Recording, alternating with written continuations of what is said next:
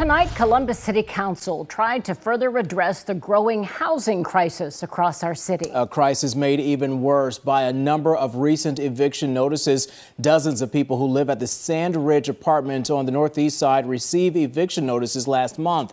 The new owners of the complex gave them 60 days to pack up and move. And at an apartment complex along Riverview Drive, right next to our NBC4 studios, dozens of tenants, many of them new immigrants, received eviction notices by their new property owner. 88 apartments are affected, some of them housing entire families. Now, city council members want to crack down on what they call predatory landlords. They're trying to find legal and policy solutions to prevent landlords from pushing tenants out. It is an issue that has hundreds of people on the edge of homelessness as they are forced out of their homes and now struggling to find affordable housing. NBC4's Isabel Cleary has more on tonight's council meeting. A Columbus nonprofit says the city is a community that emphasizes quality of life, starting a business, growing your life. But they say with the rate the city is growing, that is getting more difficult. We have never seen a pinch like this, not in Central Ohio, not ever. Carly Booz is with the Affordable Housing Alliance of Central Ohio. Its goal is to make sure the area has the tools and data to meet the housing challenge. The way that the Alliance is going to look at affordable housing, it primarily is going to be how many of our families are paying more than half their income towards housing. It's a really dangerous spot to be in. The Alliance says in Franklin County alone, 52,000 families are severely cost burdened.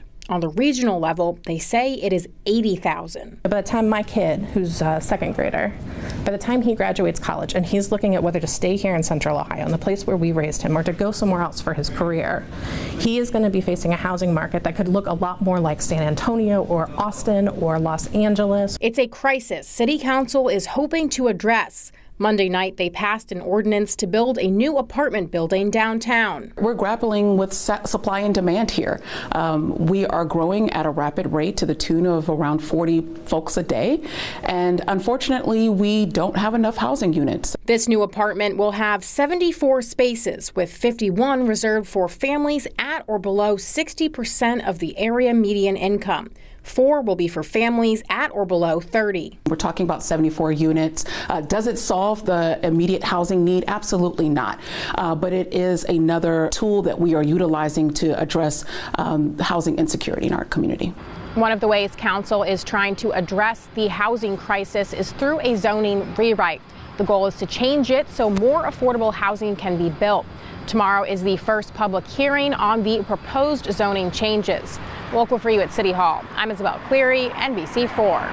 We've got more details on that zoning code meeting that Isabel was just talking about. President Shannon Hardin and Council President Pro Tem Rob Dorans will be leading the public meeting on new zoning code and map proposals. It takes place from 5:30 to 7 at the Douglas Recreation Center on Windsor Avenue. Meantime, the new Zone In Gallery is open on North Front Street. It's an interactive experience meant to help people better understand the proposed changes to the city's code. A gallery is open to the public 6 days a week until the beginning of June. We've got more details on all of this at NBC4i.com. Just this year, Zillow named Columbus the nation's third hottest housing market, according to research from the Columbus Realtors. 10 years ago, the median home sale price in Central Ohio was around $152,000. Last year, the median sale price was $302,000. One of the biggest factors in pricing is mortgage rates. From 2022 to 2023, interest rates more than doubled to nearly 8%. That means more homeowners are choosing to stay put in their current homes.